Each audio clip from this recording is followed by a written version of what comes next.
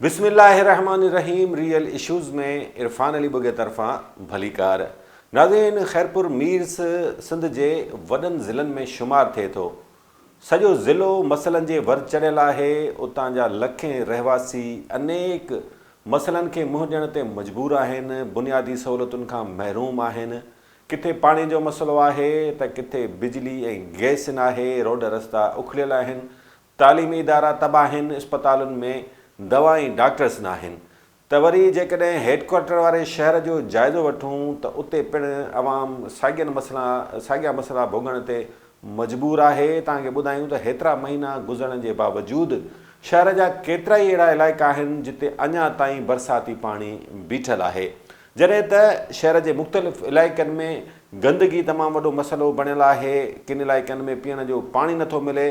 खैरपुर जी इस्पताल में सहूलियतुनि जी अणहूंद आहे, पर इन समूरी सूरत हाल में उतां जा जेके चूंडियल नुमाइंदा आहिनि, अवाम जो इहो चवणु आहे त उहे उन्हनि खां लातालुक़ बणियल आहिनि। चूंडियल नुमाइंदनि ते इल्ज़ाम आहे, ख़ासि तौरु सैयद काइम अली शाह, नफ़ीसा शाह, महरीन भुट्टो, मुनवर वसाण ऐं ॿिया जेके ख़ासि तौरु पीपुल्स पार्टी सां तालुक़ु रखंदड़ चूंडियल नुमाइंदा आहिनि, उन्हनि मथां अवाम असांखे काविलियल नज़र अचे थो। अवाम जो चवणु आहे त जॾहिं इलेक्शन वेझी ईंदी आहे त इहे चूंडियल नुमाइंदा संदन वटि लंघे ईंदा आहिनि, मिंथूं कंदा आहिनि, वेही रहंदा आहिनि त असांखे वोट ॾियो, तमामु सरगर्म थी वेंदा आहिनि। पर हिन वक़्तु जॾहिं अवाम शदीद मसइलनि खे मुंहुं ॾियण ते मजबूर आहे त इहे चूंडियल नुमाइंदा ॻोल्हिया नथा लभनि। ॿिए पासे इहो पिणु चयो वञे थो त इन्हनि चूंडियल नुमाइंदनि शहरियुनि खे कामोरनि जे रहम करम ते छॾे ॾिनो आहे। अरबें किरोड़ें रुपयनि जूं बजेटूं हुजण जे बावजूदि शहर जा मसइला हल नथा थियनि ऐं इहे पिणु इल्ज़ाम लॻाया वञनि था त मुख़्तलिफ़ जेके खाता आहिनि उन्हनि जूं बजेटूं अवाम ते ख़र्च थियण बदिरां हाउसनि ते ख़र्च थी रहियूं आहिनि। बहरहाल, इन हवाले सां असांखे वधीक आगाह कंदो असांजो रिपोर्टर शकील जावरी। खैरपुर जा शहरी जेको आहे पंहिंजनि बुनियादी मसइलनि जे हल जे लाइ सख़्तु परेशान नज़र अची रहिया आहिनि। खैरपुर जे शहरनि जो इहो चवणु आहे त खैरपुर जा जेके चूंडियल नुमाइंदा आहिनि उन्हनि खैरपुर खे सिर्फ़ु कमाई जो ज़रियो बणाए छॾियो आहे ऐं चूंडियल नुमाइंदा खैरपुर जे मसइलनि जे हल जे लाइ का बि दिलचस्पी नथा रखनि पिया। उन हवाले सां खैरपुर जे शहरनि जो इहो चवणु आहे त खैरपुर में जेके बुनियादी मसइला आहिनि उहे हिन वक़्तु ताईं हल न थी सघिया आहिनि।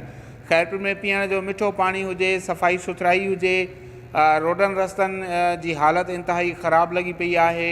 उन सां गॾु जेके आहिनि तालीम ऐं सिहत जा जेके इदारा आहिनि उहे बि बिल्कुलु तबाह थी चुका आहिनि। शहरनि जो इहो चवणु आहे त जेके सरकारी इदारा आहिनि उते जेके सरबराह विहारिया वञनि था उहे नाअहल ऐं निकमे क़िस्म जा ऑफिसर जेको आहे रखाया विया आहिनि ऐं उहे सिर्फ़ु जेके सियासी हाउस आहिनि उन्हनि जी जेको आहे रौनक बणियल हूंदा आहिनि ऐं जंहिं करे जेके आहिनि उहे ऑफिसर कंहिं बि आम माण्हू सां मिलण या उन्हनि जा मसइला हल कराइण में का बि दिलचस्पी नथा रखनि। मां इहो बि तव्हांखे ॿुधाईंदो हलां त खैरपुर जेको आहे उहो अॻूणे वज़ीर आला सैयद काइम अली शाह जो आबाणो शहर आहे ऐं हिन वक़्तु जेके चूंडियल नुमाइंदा आहिनि उन्हनि में सैयद काइम अली शाह, MNA नफ़ीसा शाह हुजे या ॿिया जेके चूंडियल नुमाइंदा आहिनि उहे बि का ख़ासि दिलचस्पी हिते नथा रखनि। उहे उनजी रिहाइश जेका आहे उन्हनि जो घणो वक़्तु जेको आहे कराची, इस्लामाबाद या मुल्क खां ॿाहिरि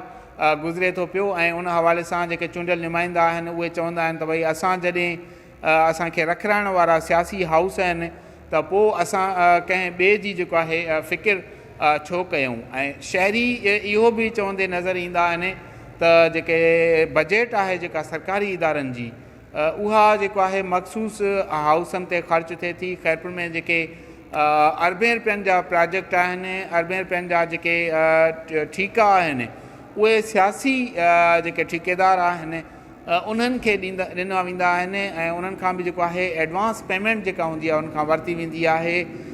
यानी 50% जेको आहे उहो उन्हनि खां रिश्वत वठी उनखां बाद में उन्हनि खे ठीका हवाले कया वेंदा आहिनि। नाज़रीन, असांजो खैरपुर जो ज़िलई रिपोर्टर शकील जावरी चूंडियल नुमाइंदनि जी लातालकी सबबु अवाम कीअं परेशान आहे उन हवाले सां आगाह करे रहियो हो। असांजे रिपोर्टर कुझु खैरपुर जे शहरनि सां ॻाल्हि ॿोल कई आहे। हू छा था चवनि, हू पंहिंजनि मसइलनि बाबति कहिड़ा मुतालबा पेश कनि था, चूंडियल नुमाइंदनि जी कारकर्दगी मां हू केतिरो ख़ुशि आहिनि या मुतमिन न आहिनि। अचो त संदनि ॻाल्हियूं ॿुधूं। जन बजेटियूं पंहिंजे बिभुन में विझी करे ऐं आराम करणु फरमाइनि था पिया। बजेट उन्हनि जी ॼण जागीर आहे।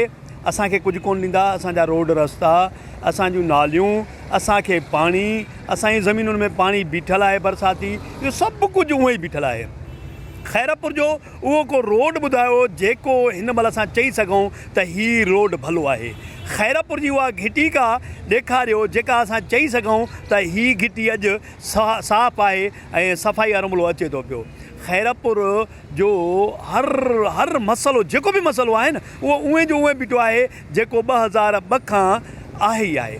2002 खां छा, पर सदियुनि खां असां ईअं पिया ॾिसूं त तबाही असांजे कुल्हनि ते चढ़ियूं बीठी आहे ऐं असां कुझु नथा ॻाल्हायूं। असां ॻाल्हायूं बि छो, छोजो असांजा वात बंधनि। असांजे वातनि में सियासतदाननि रिश्वत जी बाज़ार कहिड़ी विधी आहे। हिकिड़ी नौकिरी ॾेई असांखे ग़ुलाम बणाए छॾियो अथऊं। उन नौकिरीअ वधि असां नारा हणूं था, बिरयानी जी प्लेट ते विकिरो थियूं था पिया। ऐं जॾहिं बि उन्हनि जे हाउस ते वञूं था त अधु कोप चांहि मिले न मिले, पर अधु कोप गिलास जो पाणी मिली थो वञे, असां ख़ुशि था थी वञूं। असां अलाए केतिरा चकर पब्लिक हेल्थ वारनि ॾे काफ़ी दोस्त अचनि वञनि था पिया, ऑफिसर टपनि था पिया, त कंहिं बि तकलीफ़ कान कई, गाॾी कोन लही त भई हिते कोई इंसान था रहनि या जानवर था रहनि, सम्झो था। उन खां बावजूद बि असांजे काफ़ी डिस्पोज़ल वेझो बि आहे त पंहिंजो जमाली ॻोठो असांजे साम्हूं अलाए केतिरियूं बीमारियूं सिर्फ़ु हिननि पाणी जे करे, बरसाती पाणी खां पोइ अलाए केतिरियूं बीमारियूं जेको आहे पंहिंजी इहे पैदा थियूं थो, सम्झो सिर्फ़ु हिन जे करे। जे वक़्ती तौरु माना एट ए टाइम अगरि निकिरे हा त काफ़ी माना जेको आहे बीमारियूं न थियनि हा। हिननि जे करे अलाए केतिरा मासूम ॿार बीमार थिया, केतिरा बीमारियुनि में जेको आहे न मतिलबु फौत थी विया आहिनि। सो हाणे असांजी इहा ई गुज़ारिश आहे वॾी नफ़ीसा शाह खे, सम्झो न, जंहिंजे बस वारा जंहिंजे हथ में सभु कुझु आहे DC साहिब खे, त महिरबानी करे हेॾी नज़र सां कई वञे त असांजे जेको आहे पंहिंजो हिते इंसान था रहनि। असां वोट बि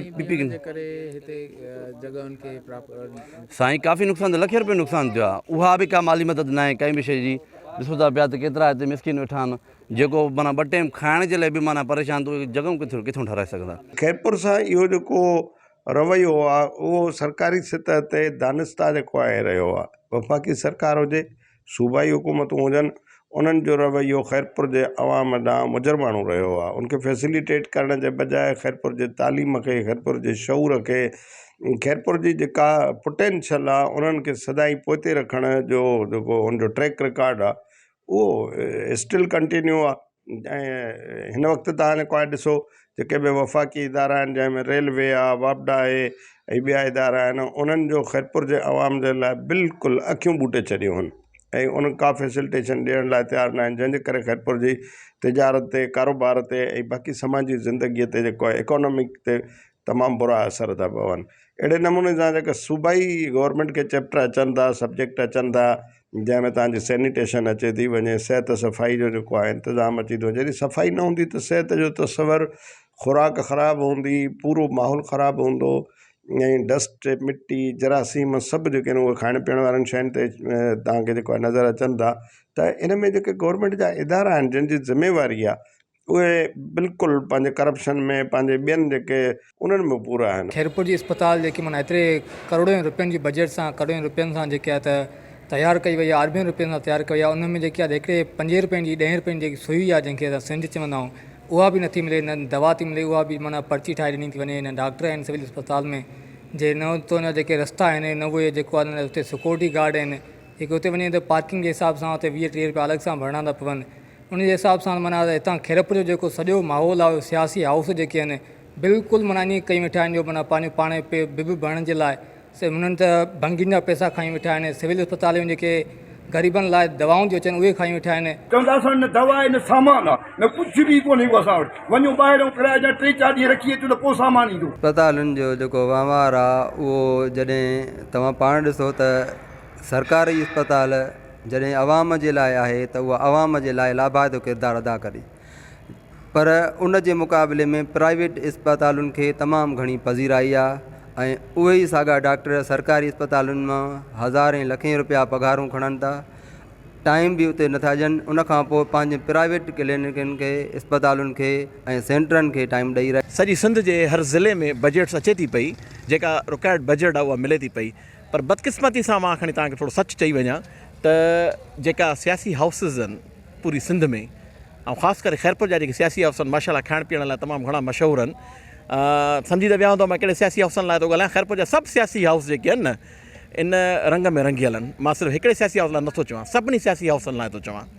TMA जी बजट अचे थी पई, उतां खयूं था वञनि। जॾहिं तव्हां म्यूनिसिपल एडमिनिस्ट्रेशन जी बजट जॾहिं तव्हां खणंदो त पोइ ख़ैरपुर में छा कमु थींदो आहे उहो तव्हां पाण सम्झी सघो था, तव्हां साफ़ ई आहियो। बाक़ी जेको ख़ैरपुर खंडर लॻो पियो आहे ऐं ख़ैरपुर बारिशुनि खां पोइ फ्लड सिचुएशन खां पोइ जेका ख़ैरपुर जी पोज़ीशन आहे उहो आलमी आश्कार आहे। बिलियंस ऑफ रुपीस मोहतरम कामिल शाह जे दौर में जेके ख़र्च कया विया इहे किक बैक्स जे नज़र थिया विया, करप्शन जी नज़र थिया विया। ऐं इन्हनि बारिशुनि में पूरी ख़ैरपुर जो सिनेरियो पूरी दुनिया ॾिठो, पूरी वर्ल्ड ॾिठो त ख़ैरपुर जेको CM जो शहर रहियो जिते अरबें रुपया ख़र्च कया विया, सिर्फ़ु पंहिंजा नवाज़ी तहत हाउसनि खे भरियो वियो। अॼु बि पंहिंजा नवाज़ी तहत इहे हाउसिस लॻा पिया आहिनि। पोइ छा शहरनि जो भलो धूड़ थींदो? नाज़रीन, हिते वक़्तु थियो आहे ब्रेक जो। ब्रेक खां पोइ असां कुझु ॿियनि मसइलनि जो पिणु जाइज़ो वठंदासीं। ॾिसंदा रहो रियल इशूज़।